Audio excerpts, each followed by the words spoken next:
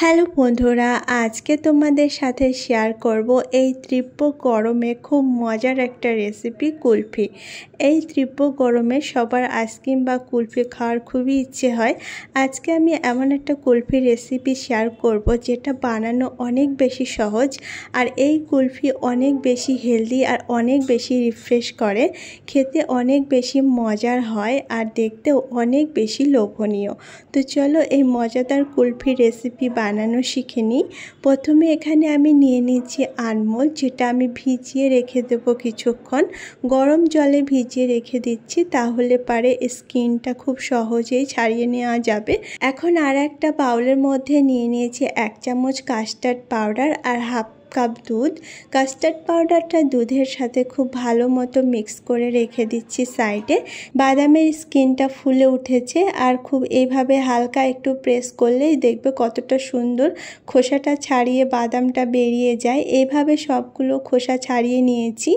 এর সাথে সাথে অ্যাড করছি কুমড়োর বীজ, পাম্পকিন সিডস, যেটা অনেক বেশি হেলদি। আর তার সাথে দিয়ে দিচ্ছি কালারের জন্য জাফরান। একটু জল দিয়ে এটাকে পেস্ট বানিয়ে নিচ্ছি। খুব সুন্দর একটা পেস্ট তৈরি হয়ে যাবে, যেটা অনেক বেশি হেলদি, তার সাথে সাথে খেতেও অনেক বেশি মজার। তবে পাম্পকিন সিডসটা অ্যাভেলেবেল না থাকলে সেক্ষেত্রে চারমগজও ব্যবহার করা যাবে। এখন এই পেস্টটাকে সাইডে রেখে দিচ্ছি, আর এখানে একটা কড়াইয়ের মধ্যে দিয়ে দিচ্ছি 1 লিটার দুধ। আমি এখানে 8 থেকে 10টা কুলফি বানাবো, সেই অনুযায়ী এখানে আমি দুধটা ব্যবহার করেছি। এর সাথে দিয়ে দিয়েছি এলাচটা ফ্লেভারের জন্য ব্যবহার করেছি। এলাচের গুঁড়ো পাউডারও ব্যবহার করা যাবে। খুব ভালো মতো দুধটাকে প্রথমে জাল করে হালকা একটু ঘন করে নিচ্ছি। হালকা একটু ঘন করে নিলে এটা খেতে অনেক বেশি মজার হবে। যেহেতু এখানে আমি কোনো রকম মিল্ক পাউডার ব্যবহার করছি না বা ক্রিম ব্যবহার করব না, তাই দুধটাকে হালকা একটু ঘন করে জাল করে নেব। সেক্ষেত্রে কুলফিটা খেতে অনেক বেশি মজার হবে। আর এখানে দিয়ে দেবো মিষ্টির জন্য 1/4 কাপ চিনি। চিনিটা নিজের পছন্দ মতো বাড়িয়ে বা কমিয়ে নেওয়া যাবে, বা কনডেন্স মিল্কও এখানে ব্যবহার করা যাবে। তো এখানে আমি অ্যাড করছি 1/4 কাপ চিনি দিয়ে তারপরে এখানে দিয়ে দিচ্ছি বাদামের পেস্ট। বাদামের পেস্ট পুরোটা ব্যবহার করব। বাদামের পেস্টটা চিনি দিয়ে আবারও এটাকে নাড়তে থাকবো। খুব ভালো মতো নেড়ে চেড়ে মিক্স করে নিচ্ছি। আর এখানে কাস্টার্ড পাউডারটা একেবারে লাস্টে ব্যবহার করব। কাস্টার্ড পাউডার যদি অ্যাভেলেবেল না থাকে তো সেক্ষেত্রে এখানে কর্নফ্লাওয়ার অ্যাড করতে হবে। এলাচের ফ্লেভারটা খুব সুন্দর চলে এসেছে, এলাচটা ফেলে দিয়েছি। এখন এখানে কাস্টার্ড পাউডারটা অ্যাড করার আগে ভালো মতো আরও একবার মিক্স করে তারপরে কাস্টার্ড পাউডারটা দুধে অ্যাড করে দিচ্ছি। কাস্টার্ড পাউডারটা না মিক্স করে রাখলে হালকা একটু বসে যায়, তাই ভালো মতো মিক্স করে এটাকে অ্যাড করতে হবে। আর কাস্টার্ড পাউডার দেওয়া মাত্রই ধীরে ধীরে দুধটা জমতে থাকে, গাঢ় হতে শুরু করে, তাই ফ্লেমটাকে লো আর মিডিয়ামের মাঝখানে রেখে দিতে হবে। খুব বেশি গাঢ় করার প্রয়োজন নেই। 2 মিনিট জাল করলে দেখতে পারবে এরকম ঘন হয়ে চলে এসেছে।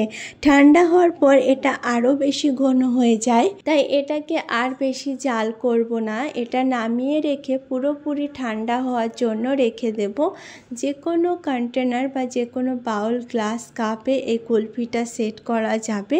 এখানে আমি কিছু ড্রাই ফ্রুটস আর তার সাথে সাথে খেজুর কেটে দিয়েছি, যাতে কুলফিটা না বাজারের মতো একটা লুক আসে, দেখতেও খুব ভালো লাগবে। তাই নিচে থেকে কিছু ড্রাই ফ্রুটস রেখে উপর দিয়ে এরকম ব্যাটারটা দিয়ে দিয়েছি।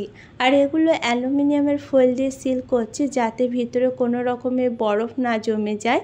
তবে ভালো করে তো ঢাকনা দিয়ে ঢেকে রেখে দিলেও হবে। আর এগুলোতে আমি স্টিক লাগিয়ে দেব একেবারে মার্কেটের মতো লুক দেওয়ার জন্য। স্টিকটা যদি অ্যাভেলেবেল না থাকে সেক্ষেত্রে এগুলোকে চামচ দিয়েও খাওয়া যাবে। তো এইভাবে স্টিকগুলোকে ব্যবহার করব। আর এই চায়ের যে কাপগুলো খুবই কম প্রাইসে মার্কেটে পাওয়া যায়, আর অনেক বেশি পাওয়া যায়। তো অনেক ধরনের আইসক্রিম এগুলোতে সেট করা হয়। 8 ঘন্টা এটা আমি ফ্রিজে রেখে দিয়েছি। 8 ঘন্টা পরে ফ্রিজ থেকে বার করে নিচ্ছি। 8 থেকে 10 ঘন্টা বা ওভারনাইট ফ্রিজে রেখে দিলে খুব ভালো মতো সেট হয়ে যায়। দেখতে পাচ্ছ কতটা সুন্দর সেট হয়ে গেছে।